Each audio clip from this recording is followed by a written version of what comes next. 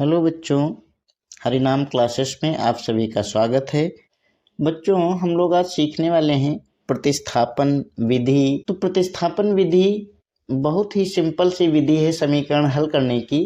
जो रैखिक समीकरण होते हैं, रैखिक समीकरण युग्म होते हैं, उनको हम प्रतिस्थापन विधि से हल करते हैं। एग्जाम में हर वर्ष पूछा जाता है।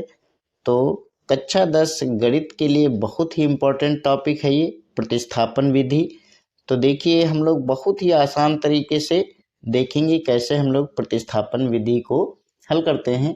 ये प्रश्नावली आपकी है 3.3 और इसका पहला जो क्वेश्चन है उसका पहला पार्ट है जिसमें दो समीकरण दिए हैं, x + y = 14 और दूसरा समीकरण है x - y = 4। तो देखिए, यहाँ पर हम इनको जो प्रतिस्थापन विधि से हल करेंगे तो हम लिखेंगे समीकरण 1 से। समीकरण 2 हो गए हमारे पास, तो समीकरण 1 से हम क्या करेंगे, समीकरण 1 को लिखेंगे x + y = 14। तो x बराबर क्या हो जाएगा, x बराबर होगा बच्चों ये 14 है और ये जो y है इधर दूसरी तरफ, इसको बराबर के दूसरी तरफ लाएंगे तो ये हो जाएगा -y। अब ये एक x का मान आ गया है, इस x के मान को हम देखिए आगे लिखेंगे x का मान समीकरण 2 में रखने पर। समीकरण 1 से निकाला है और समीकरण 2 में हम इसे पुट कर देंगे, रख देंगे समीकरण 2 में रखने पर। तो समीकरण 2 हमारा क्या है, x - y = 4 और यहाँ पर जो x है वहाँ पे हम लिख देंगे 14 - y। चूँकि x बराबर है 14 - y के, तो x की जगह हमने इसको मान को प्रतिस्थापित कर दिया, यानी कि रख दिया -y = 4। तो अब क्या है कि ये 14 है और -y, देखिए जब दो माइनस की संख्याएं हैं तो आपस में जुड़ जाएंगी और चिन्ह माइनस का ही रहेगा।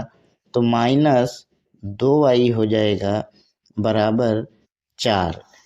जैसे आप पे 1 रुपये कर्जा है कहीं एक जगह, दूसरी जगह भी 1 रुपये कर्जा है, तो टोटल ऋण कितना हुआ, 2 रुपये हो गया। इसी तरीके से -y जुड़ करके 2y हो गया माइनस का। अब हम -2y बराबर लिखेंगे तो ये 4 है और इस 14 को जब दूसरी तरफ ले जाएंगे बराबर के, तो 14 से पहले प्लस का चिन्ह है, कोई चिन्ह नहीं लिखा होता है, इसका मतलब प्लस का चिन्ह है, तो ये हो जाएगा माइनस। तो -2y बराबर, ध्यान से देखिएगा, 4 - 14 यानी 14 में से 4 घटाएंगे 10 बचेगा और जो संख्या बड़ी होती है वही चिन्ह हम लगाते हैं। तो यहाँ पे बड़ी संख्या है 14, 14 का चिन्ह है माइनस, इसलिए माइनस लगाएंगे। दोनों तरफ माइनस है तो ये कट भी जाएगा। तो यहाँ पर आ जाएगा 2y = 10 और y = 10/2, यानी कि 2 × 1 = 2 × 5 = 10 बराबर आ गया 5। अब यहाँ पे y का मान निकल आया है। अब हम y का मान चाहें तो किसी भी समीकरण में रख सकते हैं, तो हम समीकरण 1 में रख देते हैं। y का मान समीकरण 1 में रखने पर देखिए एग्जाम में बिल्कुल इसी तरीके से आपको साफ सफाई से लिखना है और क्रमबद्ध। देखिए यहाँ पे क्या है, बराबर हमने लगाया है तो बिल्कुल एक सीध में इसी तरीके से आप लोगों को भी करना है। y का मान समीकरण 1 में रखने पर सारी चीज़ों को लिखते जाएंगे जिससे कि हमें एग्जाम में पूरे नंबर मिले। अब समीकरण 1 जो है उसको हम नोट कर लेंगे, x + y = 14। अब यहाँ पर x + y का मान जो 5 आया है वो लिख देंगे, x + 5 = 14। तो x बराबर क्या होगा, x बराबर आएगा जो, देख लीजिए 14 है, इसको पहले लिख लेंगे और फिर इधर से जो +5 है ये आकर के -5 हो जाएगा। तो ये आएगा x बराबर 14 में से 5 गया 9। तो x का मान 9 आ गया और y का मान अभी हमने पहले निकाला है, कितना आया है 5। तो यही हमारा फाइनल आंसर है। तो ये है प्रतिस्थापन विधि। आप लोग बहुत ही आसानी से समझ गए होंगे इसको हमारी समझ से। और यदि कोई भी डाउट है तो दोबारा भी देख सकते हैं। वैसे हमारी समझ से दोबारा देखने की आपको आवश्यकता पड़ेगी नहीं। अब हम लोग एक मोस्ट इम्पॉर्टेंट क्वेश्चन है 3.2 प्रश्नावली का, उसको भी हल कर लेते हैं। वैसे तो कई क्वेश्चन हैं, ये पूरी प्रश्नावली मैंने पहले वीडियो में बना रखी है, लेकिन ये आपको रिवाइज करवाने के लिए मैंने फिर से इस प्रश्नावली को लिया है कि ताकि आपको भूले ना, आप अच्छे तरीके से इसे याद रखें। इससे क्वेश्चन जरूर आना है। तीसरे क्वेश्चन का जो पहला खंड है, दो संख्याओं का अंतर 26 है और एक संख्या दूसरी संख्या की 3 गुनी है, उन्हें ज्ञात कीजिए। ये संख्याएं जो हैं वे हमको ज्ञात करनी है, शर्त दे दी है। तो देखिए बहुत ही सिंपल सा क्वेश्चन है और अच्छे से आप लोग समझ जाएंगे। और ये जितने भी मान हैं वो हमें प्रतिस्थापन विधि के द्वारा ही ज्ञात करने हैं। तो क्वेश्चन नंबर 3 का पहला जो खंड है, तो इसमें हम मान लेते हैं दो संख्याएं हैं। तो हम मानते हैं कि माना बड़ी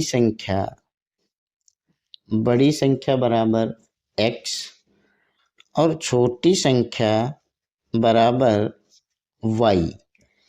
देखिए दो संख्याएं हैं और दो शर्त इसमें दे रखी है। तो हम लिखेंगे कि प्रथम शर्तानुसार, आप लोगों को एग्जाम में भी इसी तरीके से लिखना है जिससे कि नंबर आपको पूरे मिले। प्रथम शर्तानुसार क्या है, कहता है कि एक संख्या से दूसरी संख्या को घटाने पे हमें कितना मिलता है 26। तो इसीलिए हमने पहले से ही कह दिया कि बड़ी संख्या से ही छोटी घटाएंगे भाई, छोटी से तो बड़ी घटाएंगे नहीं। तो बड़ी संख्या हमने x ली है, छोटी संख्या ली है y, तो x माइनस वाई बराबर 26। जो क्वेश्चन में कहा गया वही मैंने मान लिया और ये समीकरण आपका हो गया समीकरण नंबर 1। अब दूसरी शर्त सुनिए। दूसरी शर्त कहता है क्वेश्चन में कि एक संख्या दूसरी संख्या की 3 गुनी है। तो भाई 3 गुनी कौन होगी? 3 गुनी तो जो बड़ी संख्या है वही होगी। तो हम यहाँ पर लिखेंगे द्वितीय शर्तानुसार। इस तरीके से लिखेंगे तो बहुत अच्छा रहेगा। द्वितीय शर्तानुसार, द्वितीय शर्त है कि ये जो यक्स है, यक्स कौन है भाई? बड़ी संख्या। तो जो बड़ी संख्या है, ये जो छोटी संख्या है उसकी है 3 गुनी, कौन? यक्स। तो इसको भी यदि हम 3 गुना कर दें तो ये बराबर हो जाएगी। तो हम बराबर का निशान लगा लेंगे बीच में और को जो है समीकरण नंबर 2, बल्कि x बराबर 3y समीकरण नंबर 2 मान लेंगे। अब हमें प्रतिस्थापन विधि से हल करना है तो x का मान ही हमें ज्ञात करना होता है। अब हम लिख देंगे x का मान समीकरण 1 में रखने पर, यही x का मान समीकरण 1 में रख देंगे। तो समीकरण 1 क्या था? अभी हमने निकाला था, x माइनस वाई बराबर 26। अब x माइनस वाई 26 है, x का मान क्या है? 3y। तो यहाँ पर हम लिखेंगे 3y माइनस वाई बराबर 26। तो 3y में से y गया तो बचेगा आपका 2y। देखिए y का मतलब है 1y और 3y माइनस y, तो 2y बचा बराबर 26। तो y बराबर क्या आएगा? देखिए जो इधर गुणा में है वो दूसरी तरफ बराबर के जब जाता है तो बटे में हो जाता है, 26/2। अब 2 से इसको काट देंगे, 2 एक कम 2 एक कम 2, 2 एक कम 2 3 6। तो y बराबर क्या आ जाएगा? 13। अब एक हमें मान ज्ञात हो गया, छोटी संख्या हमें ज्ञात हो गई। अब हम लिखेंगे कि y का मान समीकरण 1 में रख देंगे। समीकरण 1 में रखने पर, 2 में भी रख सकते हैं, कोई डिफरेंस नहीं है। तो समीकरण 1 लिख लेंगे। मान रखने के लिए पहले समीकरण को लिखते हैं, x माइनस वाई बराबर 26। x माइनस वाई का मान कितना आया है? अभी 13 आया है, बराबर 26। तो x बराबर क्या होगा 26, ये -13 इधर आके +13, तो x बराबर क्या आया मित्रों 6 3 9 2 1 3 यानी 39। तो इस तरीके से हमें बड़ी संख्या नीचे लिख भी देंगे। इस प्रकार बड़ी संख्या x बराबर 39 और छोटी संख्या हमने क्या मानी थी y बराबर 13। अब इसको आप देखना चाहें तो परख भी सकते हैं। देखिए बड़ी संख्या से छोटी संख्या घटाएंगे तो मान कितना आएगा 26 आएगा। 39 में से 13 घटाएंगे तो 26 ही आएगा। तो इस तरीके से हमारा ये सवाल प्रतिस्थापन विधि से हल हो गया। तो हम लोगों ने प्रतिस्थापन विधि को बहुत अच्छे से समझा, जाना, और यदि इसमें कोई डाउट है तो आप फिर से देख सकते हैं। वैसे आपको कोई डाउट होगा नहीं हमारी समझ से। और मित्रों, यदि ये वीडियोज आपके लिए हेल्पफुल हैं तो प्लीज़ चैनल को लाइक ज़रूर करिएगा, सब्सक्राइब करिएगा, अपने मित्रों को भी बताइएगा, शेयर कीजिएगा, जिससे कि उनको भी लाभ हो सके। तो मित्रों, अंत में थैंक यू। आगे मिलते हैं नए वीडियो में।